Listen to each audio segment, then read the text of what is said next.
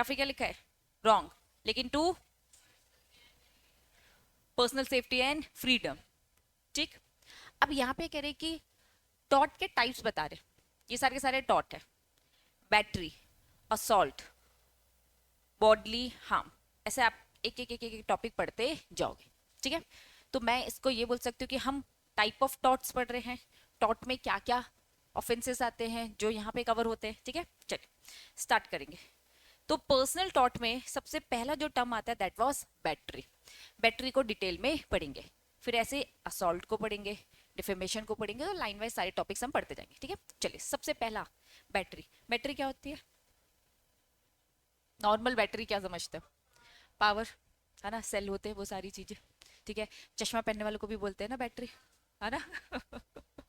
चलो, तो आज तीसरी बैटरी अपन समझेंगे। ठीक है, लीगल सेंस में नहीं, लीगल सेंस में बैटरी का मतलब क्या होता है।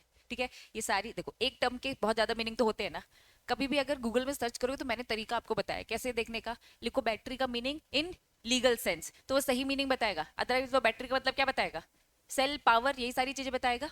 ठीक है, तो इसीलिए किसी भी वर्ड का मीनिंग देखना है तो आप उसको बताओ कि भाई हम साइंस के टर्म में बोल रहे हैं, कॉमर्स के टर्म में बोल रहे हैं, लीगल के टर्म्स में बोल रहे हैं, तो आपकी जितनी ज्यादातर चीजें होंगी वो किस सेंस में होंगी, लीगल सेंस में होंगी। ठीक है, चलिए बैटरी का मीनिंग, पिक्चर दिख रही है आपको, ये बैटरी का मतलब क्या है, कोई किसी को हिट करता है, मारता है, that was battery, that was battery of taught. हम टॉट के टाइप पढ़ रहे हैं, तो पहला टाइप क्या है, बैटरी।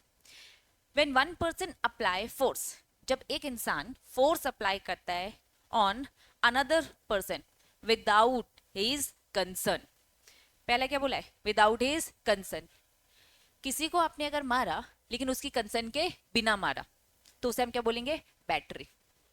आपने बैटरी कमिट किया है, मैं आपके अगेंस्ट केस फाइल कर दूंगा एज पर टॉट के लॉ के अकॉर्डिंग। क्या ये बात समझ में आ रही है, या फिर क्या लिखा है, विदाउट, विदाउट कंसर्न, या फिर विदाउट क्या लिखा है, लॉफुल जस्टिफिकेशन। वापस, बैटरी का मतलब क्या है, जब एक इंसान फोर्स यूज करता है to another person without his consent या फिर विदाउट लॉफुल जस्टिफिकेशन।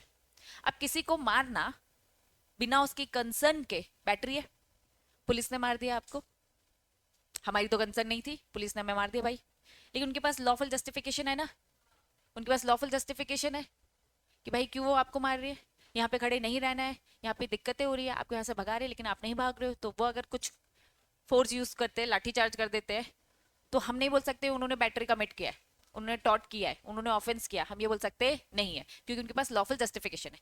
यहाँ पे क्या कह रहे हैं, विदाउट, बिना आपकी कंसर्न के या फिर बिना लॉफुल जस्टिफिकेशन के, गलत तरीके से अगर कोई मार देता है, अगर किसी के पास लॉफुल जस्टिफिकेशन नहीं है या फिर बिना कंसर्न के अगर आपको मारता है, तो आपके पास उसके अगेंस्ट केस फाइल वो आप कर सकते हो। उस केस फाइल को हम करने को क्या बोलेंगे, कि सामने वाले ने क्या कमिट किया है, क्या गलत काम किया है, बैटरी वाला गलत काम किया है। समझ में आ रहा है, चलिए कंसीडर एज अ टॉट ऑफ बैटरी। जब हम बैटरी की बात करते हो तो बैटरी में दो चीजें इंपॉर्टेंट है, पहली चीज क्या है, फोर्स यूज होना चाहिए, एप्लीकेशन ऑफ फोर्स। दूसरा, विदाउट प्लेंटिव कंसर्न और विदाउट लॉफुल जस्टिफिकेशन, ये दो इंपॉर्टेंट बातें होंगी तो हम मानेंगे कि बैटरी कमिट हुआ, अदरवाइज बैटरी कमिट नहीं हुआ है। नोट कुछ छोटी छोटी इंपॉर्टेंट बातें। ठीक, इवन क्या लिखा है, क्या लिखा है,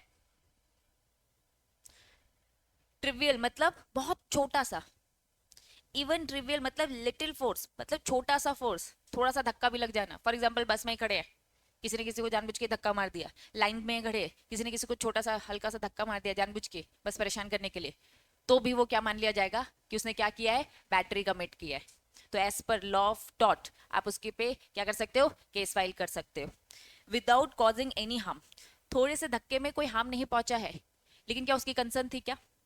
फॉर एग्जाम्पल बहुत सारे गेम होते हैं, गेम्स होते हैं जिस गेम्स में है ना एक दूसरे को मारते हैं, टाइकोंडो, है ना, यही सारे गेम, इतने सारे जो गेम होते हैं उसमें मारते हैं, लेकिन कंसर्न है ना, गेम खेलने से पहले आपसे एक फॉर्म भरवाया जाता है, साइन करवाया जाता है। ठीक है, तो कंसर्न है ना, साइन कर दिया मतलब आपकी कंसर्न है।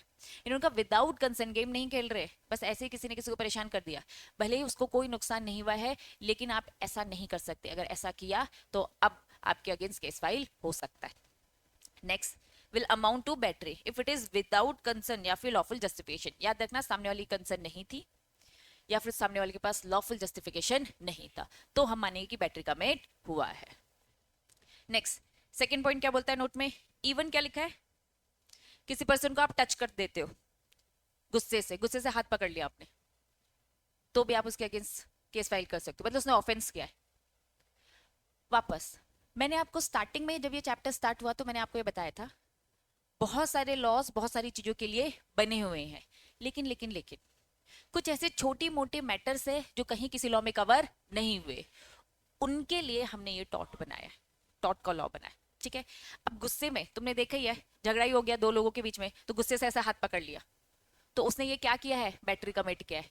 गुस्से में हाथ पकड़ना is battery, taught of battery. Type पढ़ रहे ना टॉट के, तो पहला टाइप क्या है? बैटरी कमिट किया। ठीक है, अब आपस में एक दूसरे से अगर किसी ने कोई गुस्से है ना, गुस्से में हाथ भी पकड़ लिया तो केस फाइल कर सकते हो ना। बस क्या करना, अपने एविडेंसेस, अपने विटनेसेस खड़े रखना। ठीक है, सबूत, वैसे तो कैमरे में सब रिकॉर्ड हो ही जाएगा, सबूत है तुम लोग के पास। ठीक है, चलो नेक्स्ट क्या लिखा है? Force intentionally is battery. क्या लिखा है? गलती से एक्सीडेंट हुआ है भाई, गलती से धक्का लग जाता है और सामने वाले ने सॉरी बोल दिया, यार गलती से लग गया, तो बैटरी नहीं होगी। अगर कोई भी चीज गलती से हो रही है, लेकिन प्रूफ करना पड़ेगा ना, तुम तो कहोगे तूने तो जानबूझ कर किया है ना, तो कोई भी चीज अगर गलती से हो जाती है तो वो बैटरी नहीं है, जानबूझकर की जा रही है तो वो बैटरी है। ठीक है, लेकिन जिसने मारा है वो तो क्या प्रूफ करने में लगा रहेगा? गलती से हुआ भाई, है ना, जानबूझ के मारा और गलती से हुआ, लेकिन आपको प्रूफ करना है कि नहीं इसने जानबूझ के मारा है, पिछले 10 दिनों से हम इसे देख रहे हैं कि ये जानबूझ के आकर मुझे मार मार के जाता है। ठीक है, तो फिर अपन क्या कहेंगे? उसने क्या किया है? बैटरी वाला टॉट प्लान किया। ठीक है, चलो बैटरी समझ में आ गया। अगर बैटरी समझ में आ गया तो असॉल्ट भी समझ में आ जाएगा। बैटरी असॉल्ट, बैटरी मतलब मारना, टच करना, असॉल्ट मतलब, असॉल्ट मतलब धमकाना। Very good. एप्रिहेंस, डराना, धमकाना, ये भी टॉट है। ठीक है, थ्रेट करना, ठीक, इसे हम बोलते हैं असॉल्ट। गुस्से से घूर घूर के मैंने अगर तुम्हें देख भी लिया, इसका मतलब मैं आपको क्या करूं? डरा रही हूं।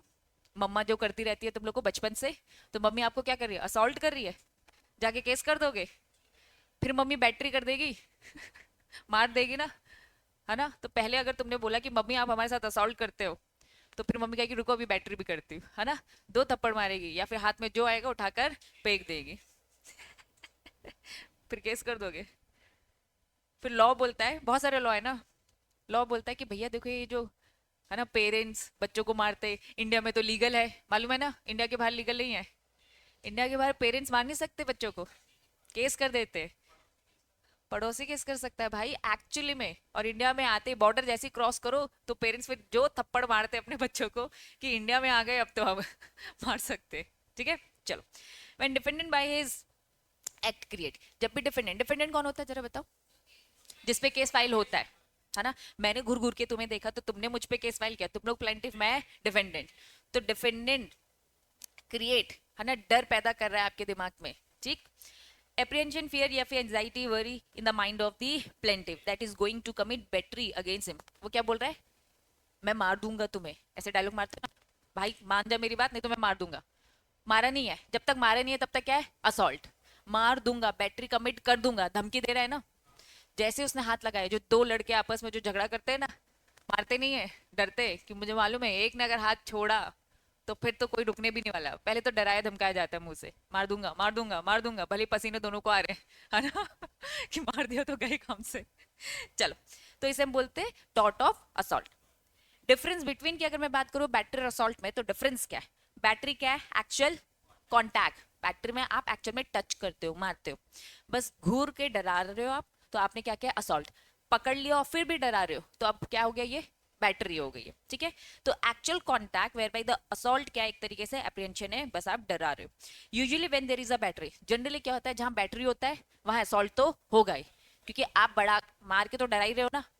तो जहां बैटरी है देयर विल ऑल्सो असॉल्ट, लेकिन हमेशा ऐसा नहीं होता कि जहां असॉल्ट है वहां बैटरी हो। क्या पता डरा धमका के ही काम बन जाए अपना, बैटरी की नौबत ना आए।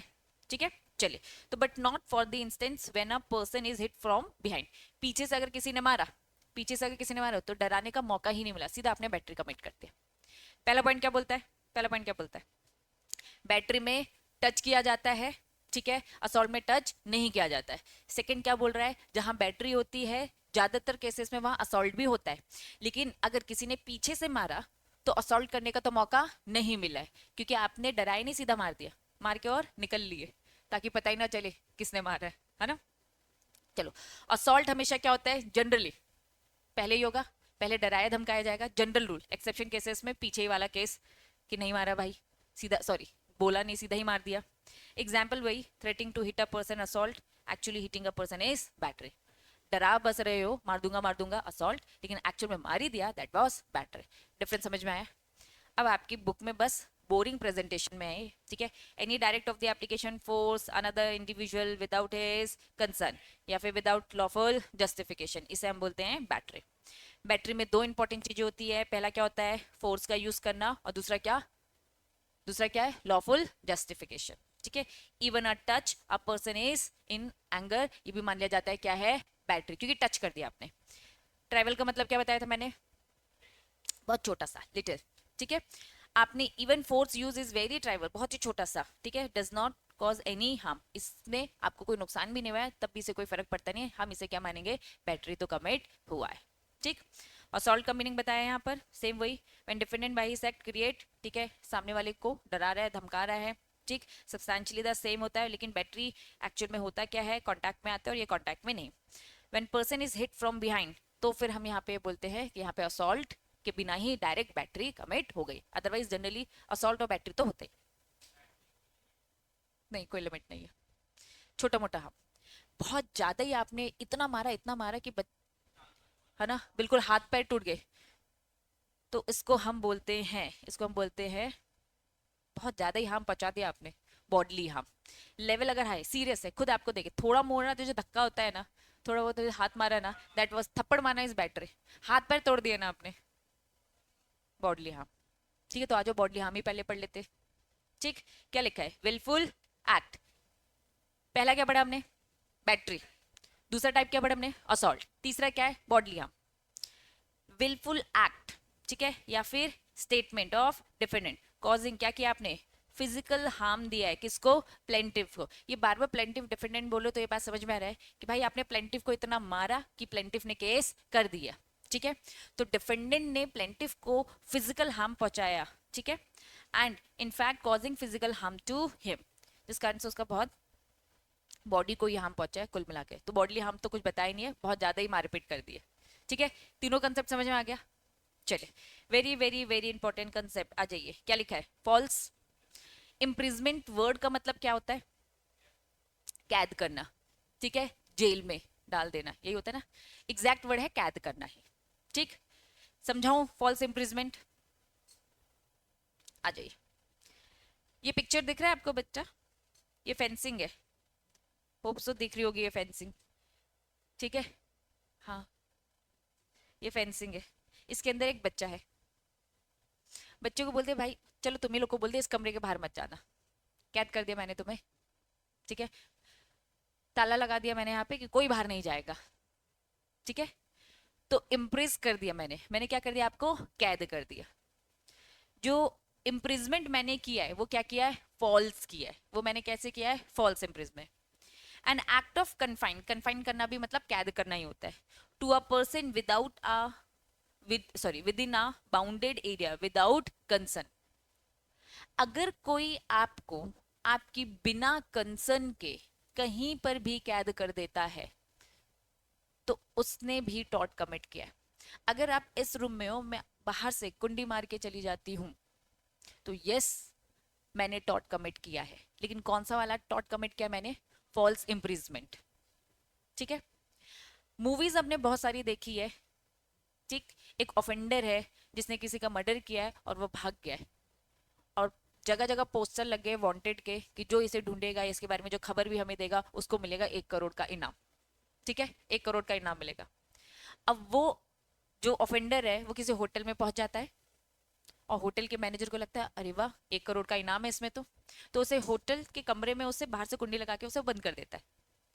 तो क्या उसने भी फॉल्स इम्प्रिजमेंट किया है क्या, नहीं, उसने नहीं किया, क्योंकि लॉ उसे अलाउ कर रहा है, लॉफुल उसके पास जस्टिफिकेशन है। पुलिस आपको किसी जेल में कैद कर देती है तो क्या पुलिस वाले ने गलत काम किया है, नहीं, उसके पास लॉफुल जस्टिफिकेशन है। होगा ऑब्वियसली, है ना, नहीं होगा तो वो प्रूफ बनवा देगा, ऐसे वो सिचुएशंस क्रिएट कर देगा कि है उसके पास सबूत। तो कुल मिला के फॉल्स इम्प्रिजमेंट क्या है? बिना परमिशन के, बिना लॉफुल जस्टिफिकेशन के कोई भी किसी को भी अगर कैद करता है, तो कैद करने वाले ने टॉट कमिट किया है। कौन सा वाला टाइप कमिट किया है? फॉल्स इम्प्रिजमेंट का। एक ओपन ग्राउंड है, एक चेयर में आपको बैठा दिया है, और चेयर में आपके हाथ को चेयर से रस्सी से बांध दिया है। तो दिखने में तो भाई आप खुले मैदान में हो, तो कैद तो हो नहीं, नहीं रिस्ट्रिक्ट तो किया है। तो यस, हम मानेंगे कि आपको कैद करके रखा है उस कुर्सी में, आपको बोला कि आप यहाँ से कहीं नहीं जा सकते, आप रिस्ट्रिक्ट हो गए, ठीक है। तो आज घर जाते ही मम्मी को बोलना कि मम्मी आप मुझे बहुत रिस्ट्रिक्ट करते हो, कहीं मुझे जाने वाने नहीं देते हो, तो आप पे कौन सा केस होगा? False imprison. पूरे केस मम्मी पे ही बन रहे नहीं, है ना, सारे के सारे। ये मम्मी ही हमें रोकती है ऐसा। चलो आ जाओ। हायर अथॉरिटी के पास जाओगे? वो तो भैया मम्मी के कंट्रोल में रहते हैं। तुम्हें क्या लगता है? मम्मी की ही परमिशन रहती है जो पापा हाँ बोल देते हैं, ठीक है, वो पापा की नहीं चल रही होती है। मम्मी बोलती ठीक है हाँ बोल दो, मैं भेजूंगी आपको, है ना। वो बोलते हैं कि बच्चों को मैं भेजूंगी आपके पास, लेकिन आप हाँ बोल देना या फिर ना बोल देना, चलती हमेशा मम्मा की है, ठीक। चलो, फॉल्स इम्प्रिजमेंट मतलब क्या है? अनऑथराइज तरीके से आप क्या कर रहे हो? रिस्ट्रेन कर रहे हो, ठीक है, ऑन पर्सन बॉडी। किसी को अगर आप रोक रहे हो, ठीक, कहीं भी रोक रहे हो, तो यस इसे भी माना जाएगा टॉट कमिट हुआ है। False imprisonment consist in the imposition of the total restraint, restraint मतलब रोकना, फ्रॉम सम पीरियड, कुछ टाइम के लिए आप किसी को अगर रोक रहे हो, upon the liberty of the another, उस बंदे की भाई लिबर्टी है, फ्रीडम है, वो कहीं भी जा सकता है, कहीं भी घूम सकता है, फिर सकता है, लेकिन आप किसी को भी ऐसे कैद कर सकते नहीं हो विदाउट सफिशियंट लॉफुल जस्टिफिकेशन। अगर आपके पास लॉफुल जस्टिफिकेशन है, जैसे मेरे होटल वाले एग्जाम्पल में कि 1 करोड़ का इनाम है, पुलिस को खबर देने वाले को 1 करोड़ का इनाम मिलेगा, तो भाई लॉफुल जस्टिफिकेशन है ना उसके पास कि उसने बाहर से क्यों उससे कैद किया, ठीक है। इट मींस अनऑथराइज रिस्ट्रेन अगर किसी को किया जाता है तो हम इसे मानेंगे फॉल्स इम्प्रिजमेंट, ठीक है। कैन नॉट मूव, जिसको रिस्ट्रेन किया है उसको हमने लिमिट कर दिया, कहीं घूम नहीं सकता, हिज पर्सनल लिबर्टी इन्फ्रिंज किया। इन्फ्रिंज का मतलब क्या बताया था मैंने? डैमेज करना आपके लीगल राइट को, लीगल राइट आपसे छीन लिए गए, तो आपका लीगल राइट था ना घूमने फिरने का, कोई कैद तोड़ ना कर सकता आपको, ठीक है। चलिए, confine with in the 4 wall, 4 दीवारी के अंदर आपको अगर रोका, ये तो मानेंगे ही।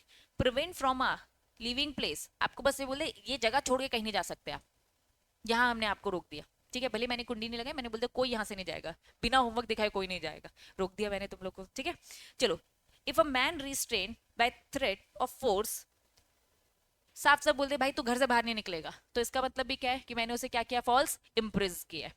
या फिर ओपन फील्ड, इवन एक ओपन ग्राउंड में भी मैंने बोल दिया है, मैं कह रही हूँ मैंने अब हाथ वाथ में रस्सी वस्सी कुछ नहीं बांधी है, ठीक है, बस ओपन खुले मैदान में बोल दिया तुम यहाँ से कहीं नहीं जाओगे, तो ये भी क्या मान लिया जाएगा? False imprisonment. तो कैद करना जरूरी नहीं है 4 दीवारी के अंदर कैद करना, मेंटली भी आपको क्या कर दिया है? रोक दिया है ना कि यहाँ से कहीं नहीं जाना, ठीक है। तो ये एक तरीका क्या होता है? False imprisonment. चलो फटाफट, सबसे पहला क्या पढ़ा अपन ने? बैटरी। दूसरा असॉल्ट। तीसरा बॉडली हार्म। चौथा फॉल्स इम्प्रिजमेंट। क्लियर है? पक्का? नेक्स्ट टॉपिक क्या लिखा है? क्या लिखा है? गलत केस करना, फाइलिंग फॉल्स केस, ठीक है। क्या लिखा है? Malicious prosecution. पहले सबसे पहला इस टर्म का मतलब क्या है? मेलिशियस मतलब क्या होता है? हार्म टू समवन, किसी को नुकसान पहुंचाना। प्रोसिक्यूशन मतलब क्या होता है? केस फाइल कर कर, मैं जानबूझकर किसी पे गलत केस फाइल कर रही हूं ताकि उसका नाम खराब हो जाए। अक्सर ये तो तुमने देखा ही होगा, है ना, जानबूझकर, जानबूझकर ऐसा किया जाता है रेपुटेशन खराब करने के लिए, ठीक है। तो गलत केस बनाना, झूठा झूठा केस बना के अगर किसी के अगेंस्ट आपने किया है, दैट वाज मेलिशियस, मतलब आप क्या करना चाहते हो? किसी को हार्म पहुंचाना चाहते हो, उसको या उसकी प्रॉपर्टी को या किसी को भी, ठीक है। Malicious prosecution. अब मेलिशियस प्रोसिक्यूशन को समझने के लिए आ जाइए, थोड़ा सा कंसेप्ट आपको समझना पड़ेगा। Usually criminal, malicious prosecution consisting, यहाँ पे लिखा है जुडिशियली क्रिमिनल होता है अगेंस्ट द अनदर, डैमेज यहाँ पे आप क्या कर रहे हो? किसी की रेपुटेशन को, किसी की पर्सनल फ्रीडम को, या फिर किसी की प्रॉपर्टी को, ठीक है। तो मेलिशियस प्रोसिक्यूशन मतलब गलत केस फाइल करना। अब समझना थोड़ी सी सिचुएशन, एक तरफ मैं हूं और एक तरफ आप हो, दो पार्टी, ठीक। तुमने मेरे अगेंस्ट कोई केस फाइल किया, ठीक, मैं कह रही हूँ कि तुमने गलत केस फाइल किया, मैं तो फ्रॉम द फर्स्ट डे यही बोलूंगी ना, मैं तो हमेशा गलत केस ही बोलूंगी और तुम तो बोलोगे सही केस। तो सही अथॉरिटी कौन है डिसाइड करने वाली? जज, कोर्ट। कोर्ट बताएगा ना कि गलत है कि सही है। ठीक। केस फाइल होता है, तुम लोग अपने सबूत देते हो, मैं अपने खुद के एविडेंसेस देती हूँ कि मैं सही हूँ, मैं सही हूँ, तुम बोलते हो कि नहीं नहीं मैं गलत हूँ, मैं गलत हूँ। कोर्ट का डिसीजन आता है, और कोर्ट का डिसीजन जब आता है तो कोर्ट मेरा फेवर करता है। कोर्ट क्या करता है? मेरा फेवर करता है। फिर मैं दोबारा से कोर्ट के पास जाऊंगी और क्या बोलूंगी? देखा, मेरे पे गलत केस हुआ था। तो मेलिसियस प्रोसिक्यूशन फर्स्ट जो केस हुआ उसको नहीं बोला जा रहा है। उस केस का जो कंक्लूजन निकला, तो मुझे क्या मिल गया? प्रूफ मिल गया कि जज ने तो ऑर्डर दिया है, देखो। तो अब मैं क्या करूंगी? वसूली करूंगी। वसूली करूंगी तुमसे कि मेरा आपने नाम खराब किया, मेरा रेपुटेशन खराब हो गया। ठीक, इतना टाइम गया, इतना समय गया, मैं अपने काम पे फोकस नहीं कर पाई, इस कारण से मुझे इतना लॉस हुआ, तो मैं कंपनसेशन के लिए केस फाइल करूंगी कि मुझे इतना इतना करोड़ों का कंपनसेशन आपसे चाहिए, मानहानि एग्जैक्टली बोलूँ तो। ठीक है। तो मुझे मेलिसियस प्रोसिक्यूशन, जब आपने फर्स्ट केस फाइल किया तो मैंने सेकंड टाइम दोबारा कोर्ट के पास जाकर बोला कि जो फर्स्ट वन जो केस था, इसका जो डिसीजन आया है, ये मेरे पास सबूत है, प्रूफ है कि पहले वाला केस क्या था? गलत था। तो मेलिसियस प्रोसिक्यूशन क्या है? सेकंड टाइम जाकर मैं बोलूंगी, फर्स्ट टाइम जाकर मैं बोलूंगी तो कोई विश्वास करने वाला नहीं है, क्योंकि मेरे पास प्रूफ थोड़ी ना है। ठीक है। तो फर्स्ट टाइम तो केस आया। अब थोड़ा सा डिटेल में समझना। एसेंशियल एलिमेंट्स, एसेंशियल एलिमेंट्स देखा रहे हो? आज एसेंशियल एलिमेंट्स में क्या है दिख रहा है स्क्रीन में? चलिए, following are the essential elements.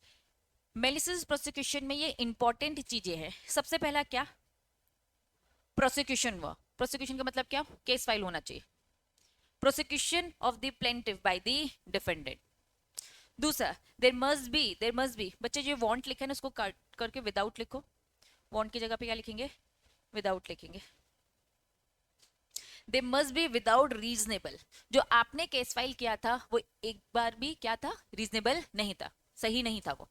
Next, आपने जो केस फाइल किया था, आपका मेन इंटेंशन क्या था? एक्ट। कैसा एक्ट करने वाले थे? मेलिसियसली, जिसका मतलब मैंने क्या बताया? आप हार्म ही पहुंचाना चाहते थे मुझे। ठीक है।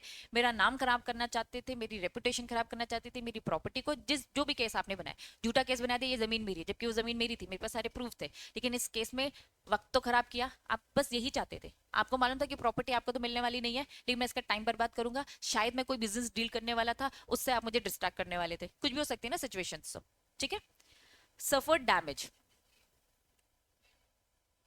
मैं सारा समझाऊंगी, मैं सारा समझाऊंगी, लेकिन मैं अभी क्या समझा रही हूँ? हेडिंग समझा रही हूँ। ठीक है। तो सबसे पहली बात क्या है? केस होना चाहिए। दूसरा क्या है? दूसरा क्या है? जो पहला केस किया गया था वो केस विदाउट रीजनेबल, मतलब कोई सही रीजन था ही नहीं। तीसरा क्या है? मैंने सामने वाले ने कैसा एक्ट किया? हार्म पहुंचाने के लिए ही एक्ट किया, जिस कारण से क्या हुआ? जिस कारण से क्या हुआ? नुकसान हुआ। और फर्स्ट वाला जो केस था, terminate in the favour of the plaintiff, मतलब किसके फेवर में आया? प्लेंटिफ के फेवर में। अब मुझे बताओ, केस तो आपने फाइल किया था ना? केस किसने फाइल किया था? केस फाइल करने वाले को क्या बोलते हैं? प्लेंटिफ। केस तो आपने फाइल किया था। मैंने आपको स्टार्टिंग में ही बताया, मेलिशियस प्रोसिक्यूशन पहले वाली सिचुएशन की बात करें कि दूसरे वाली सिचुएशन की बात करें? दूसरे वाली सिचुएशन की बात करें। ठीक है। किसकी बात करें? दूसरे वाले केस की। पहले केस में तो मैंने प्रूव किया ये जमीन मेरी, ये प्रॉपर्टी मेरी है, आप जानबूझ के कर रहे हो। फर्स्ट जो ये प्रोसेस हुई उसमें केस में जीत गई हूँ, उसमें केस में जीत गई हूँ। अब मैं सेकंड टाइम दोबारा से कोर्ट के पास जा रही हूँ और मैं क्या बोल रही हूँ? मैं अब इस पे केस फाइल कर रही हूँ। किस चीज का? कि सामने वाले ने क्या किया? मुझ पर गलत केस फाइल किया था। तो सेकंड टाइम में जो मैं गई उसे बोलते हैं मेलिशियस प्रोसिक्यूशन। क्या ये बात समझ में आ गई? अब एक एक लाइन अच्छे से पढ़ेंगे। तो सेकंड केस में प्लेंटिफ कौन बन गया? मैं बन गई हूँ डिफेंडेंट वापस। पहले पहले में मैं हूं, ठीक है। दूसरे में आप हो।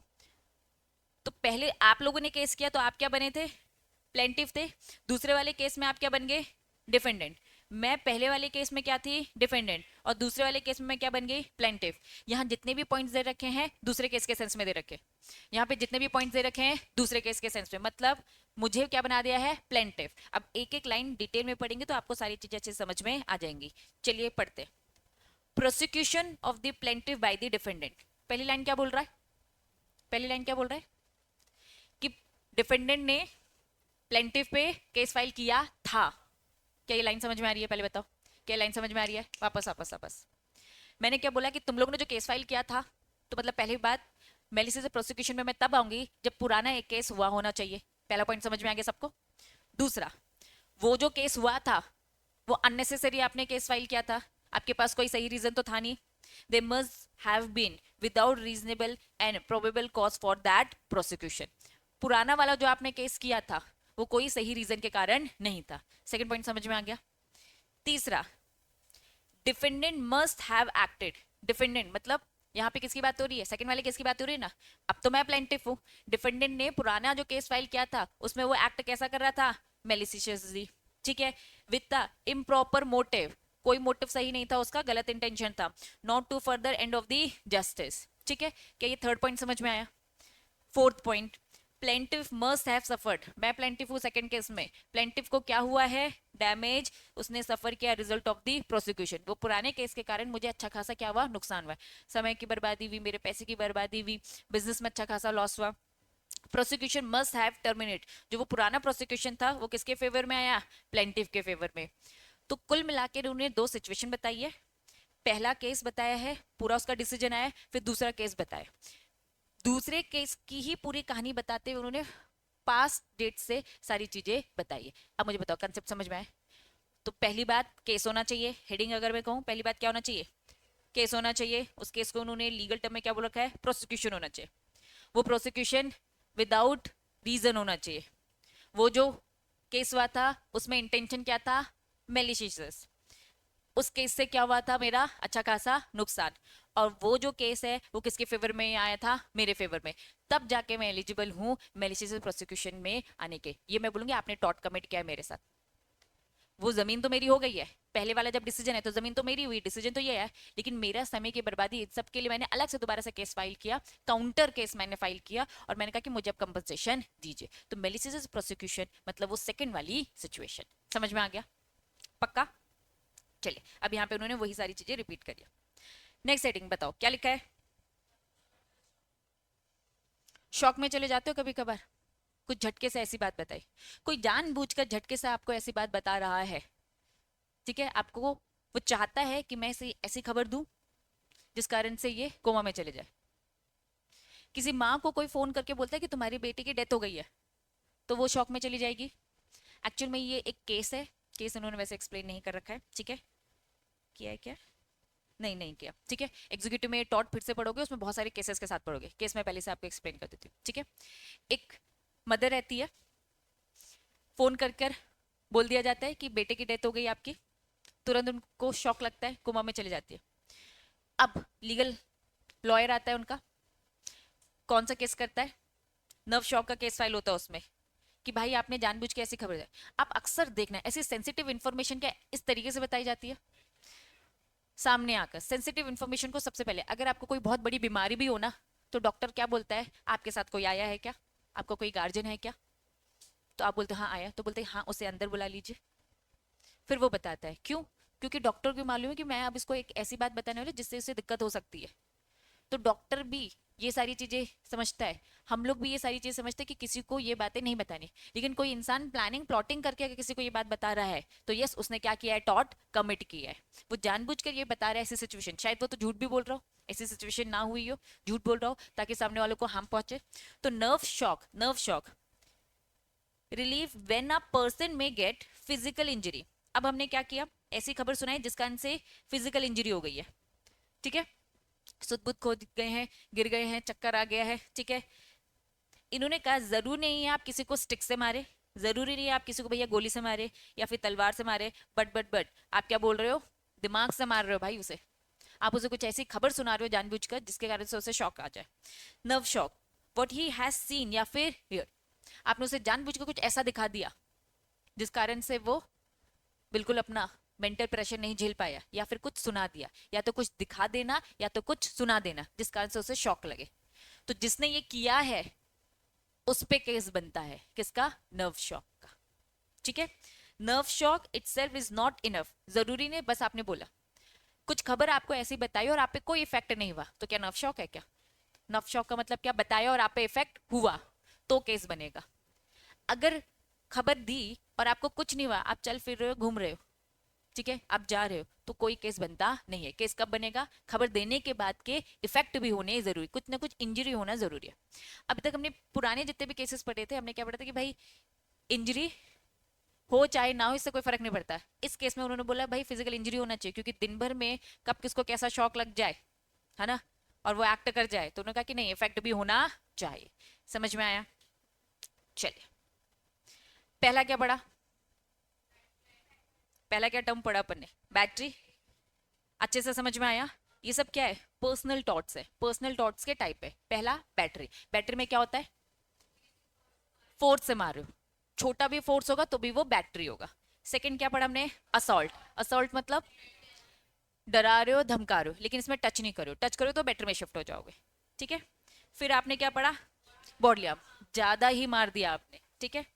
देन उसके बाद आपने क्या कर दिया? सिर फोड़ दिया बहुत ज्यादा यार, तो क्रिमिनल केस बन जाएगा, है ना। चलो, फॉल्स इम्प्रिजमेंट क्या था? कैद कर देना। ठीक है, अब कैद करना मतलब जरूरी नहीं है ऐसे 4 वॉल होने चाहिए, ओपन एरिया में भी कैद कर सकते हो। आपने बस बोल दिया रिस्ट्रिक्शन, कि आपको बोलते यहाँ से कहीं नहीं हिलना, दैट मीन्स आपने उसे फॉल्स इम्प्रेस किया है। नेक्स्ट क्या है? क्या था? फेक केस फाइल करना, है ना, गलत केस फाइल करना। फिर अभी हमने क्या पढ़ा?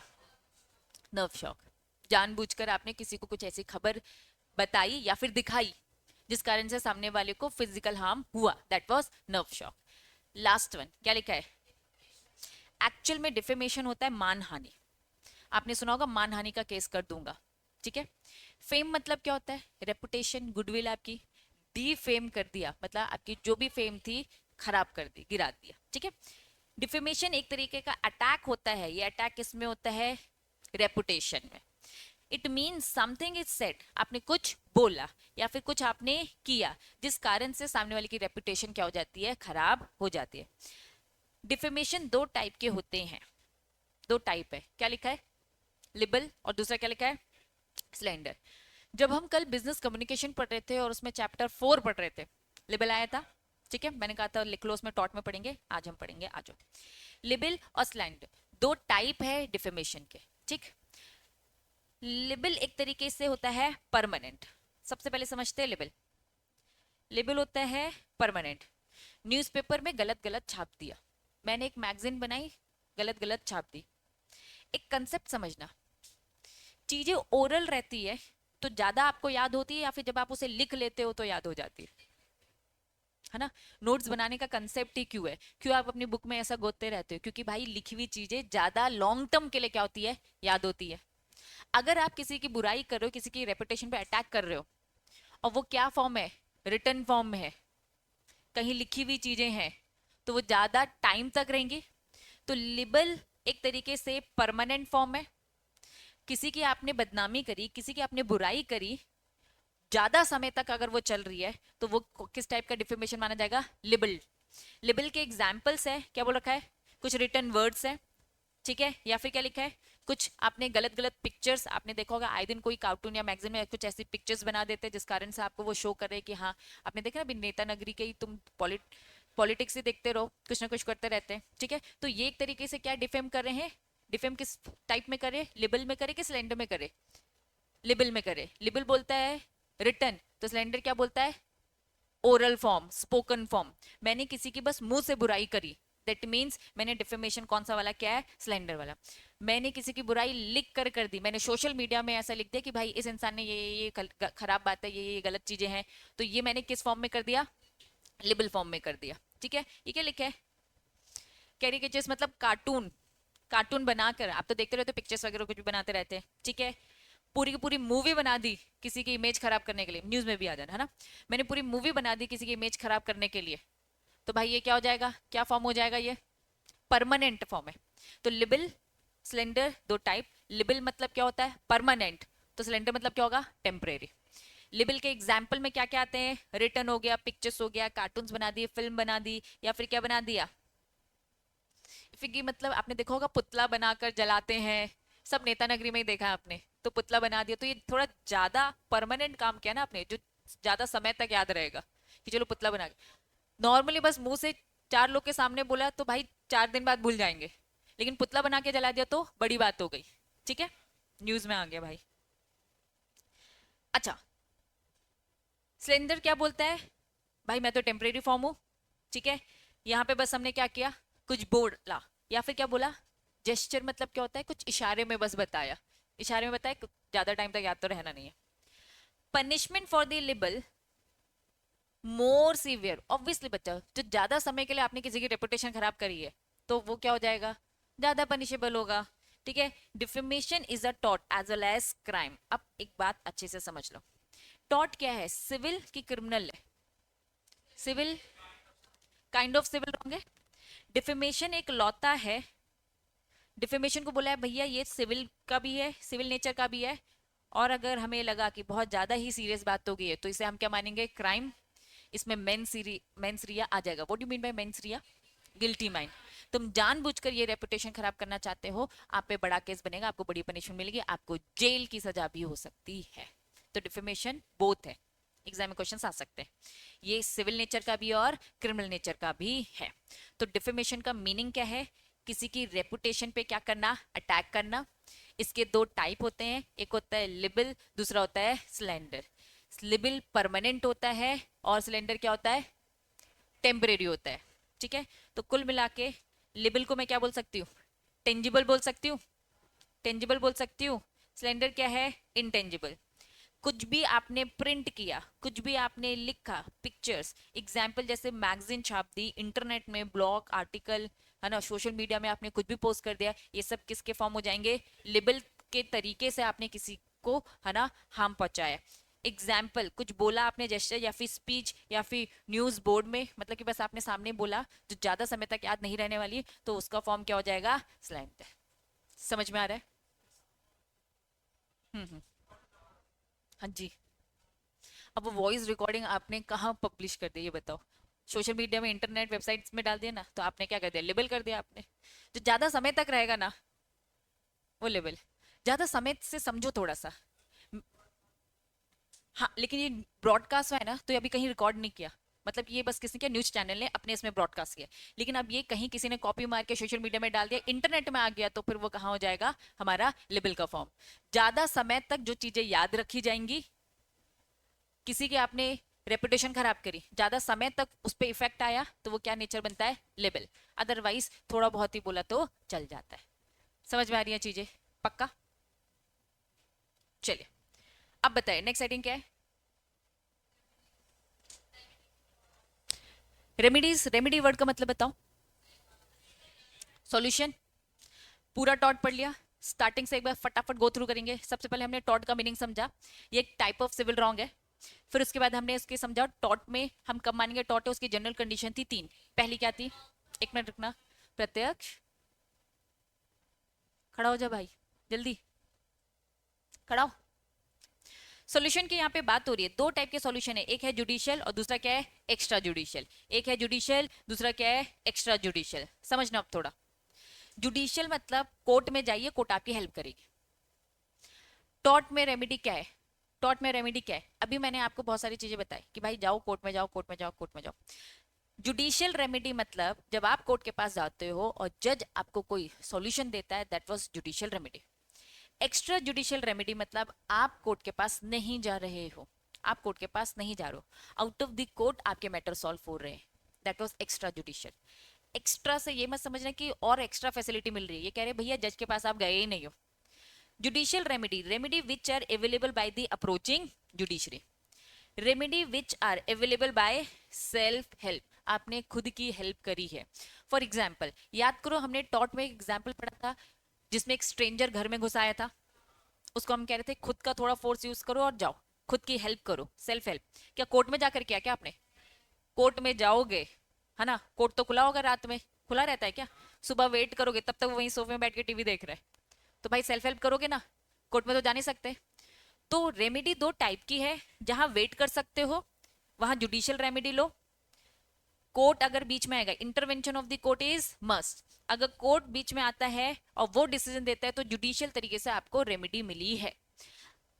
Intervention of court is not required, अगर आप कोर्ट के पास नहीं गए हो, खुद की आपने हेल्प करी है, that was extra judicial remedy. आपके सिलेबस में एक्स्ट्रा जुडिशियल डिटेल में पढ़ेंगे, आ जाओ। हेडिंग दिख रही है जुडिशियल रेमेडी, इन्होंने कहा तीन जुडिशियल रेमेडी मिलेगी। पहली जुडिशियल रेमेडी जी क्या है, डैमेज। कोर्ट के पास गए, कोर्ट को आपने बताया इतना इतना नुकसान हुआ, कोर्ट कहेगी ठीक है इतना मैंने कंपनसेशन आपको दिलवा दिया, 1 लाख का, 2 लाख का, 4 लाख का। तो कोर्ट ने डिसीजन दिया ना कि आपको इतना कंपनसेशन देना पड़ेगा, डैमेजेस पे ऑफ करने पड़ेंगे। दूसरा क्या लिखा है, इंजंक्शन मतलब स्टे ऑर्डर। कल जब हम बिजनेस कम्युनिकेशन में वर्ड मीनिंग्स पढ़ रहे थे चैप्टर 4 में, तो उसमें इंजंक्शन का मतलब मैंने बताया था स्टे ऑर्डर। फॉर एग्जाम्पल कोई भी अगर स्टे ऑर्डर मतलब किसी को रोक देना कि आप ये आप काम नहीं कर सकते, तो स्टे लगा देंगे घर में घुसने से कि भाई आप नहीं घुस सकते। अगर कोर्ट के पास जाओगे तो कोर्ट 3 टाइप का सॉल्यूशन आपको देंगे। 3 सॉल्यूशन में से पहला सॉल्यूशन क्या है, नुकसान की भरपाई करवाएगा। दूसरा इंजंक्शन स्टे ऑर्डर लगवाएगा। और क्या लिखा है, specific restitution of property. Restitution का मतलब लिखो रिटर्न। अगर आपकी कोई चीज लेके चला गया है, कोर्ट के पास जाओगे, कोर्ट वो चीज आपकी वापस रिटर्न करवाएगा। तो स्पेसिफिक रिटर्न ऑफ प्रॉपर्टी। तो 3 टाइप के सॉल्यूशन मिलेंगे अगर आप कोर्ट के पास जाओगे, मतलब कोर्ट ऐसा डिसीजन देगा। कोर्ट के पास गए, कोर्ट ने दिया, ये तो समझ में आ रहा है, ठीक है। इंपॉर्टेंट है एक्स्ट्रा जुडिशियल रेमेडी। तो सबसे पहले मीनिंग बताओ, एक्स्ट्रा जुडिशियल रेमेडी मतलब क्या, कोर्ट के पास गए हो क्या, नहीं, कोर्ट के पास नहीं गए हो, बिना कोर्ट के आपने बाहर अपना सेटल कर लिया। चलिए कैसे किया, पहले क्या लिखा है, सेल्फ डिफेंस। नहीं है समय कि भाई पुलिस को बुलाओ, कोर्ट कचहरी के पास जाओ, आपने सेल्फ अपने आप की हेल्प करी है। Use reasonable force to protect himself.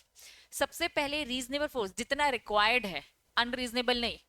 सामने वाला बस कुछ बिना परमिशन के आपके पास घर में घुसा है, तो क्या मैं जाके उससे शूट कर दूंगी क्या, भाई वो कह रहा मैं कोई नुकसान नहीं पहुंचा रहा हूँ, मैं फिर भी क्या जाके शूट कर दूंगी। उन्होंने कहा रीजनेबल फोर्स जितना रिक्वायर्ड है उतना ही, ठीक है। तो खुद की आप हेल्प कर सकते हो। सेल्फ डिफेंस किस में आता है, रेमेडी कौन सी वाली रेमेडी, जुडिशियल की एक्स्ट्रा, एक्स्ट्रा जुडिशियल रेमेडी। फिर क्या लिखा है, ट्रसपास मतलब क्या हो, घुसपैठ, ठीक है, बिना परमिशन के आप घुस रहे हो, तो आप रोकिए। ऑक्यूपायर ऑफ द लैंड, ठीक, और एनी पर्सन अथॉरिटी में यूज द रीजनेबल फोर्स। इसमें भी तुम नोटिस करो, रीजनेबल फोर्स, इसमें भी क्या बोल रखा है, रीजनेबल।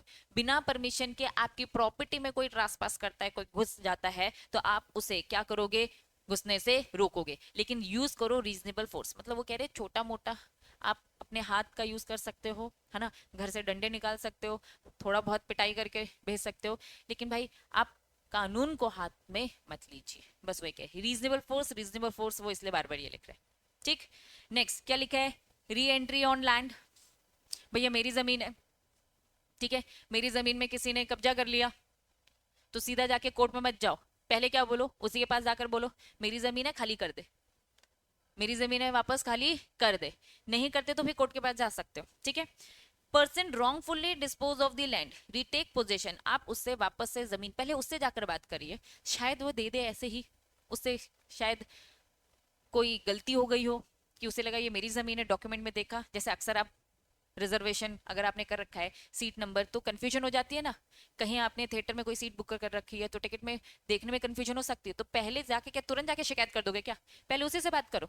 तो पहले उसी से करो, बात बात में कोर्ट में जाने की जरूरत नहीं है। पहली बात तो ये शायद आसानी से काम हो जाए, और दूसरी बात ये कि टाइम नहीं है, समय नहीं है वहां जाने का, तो पहले इसलिए सामने जो है उससे बात करना ही ठीक है।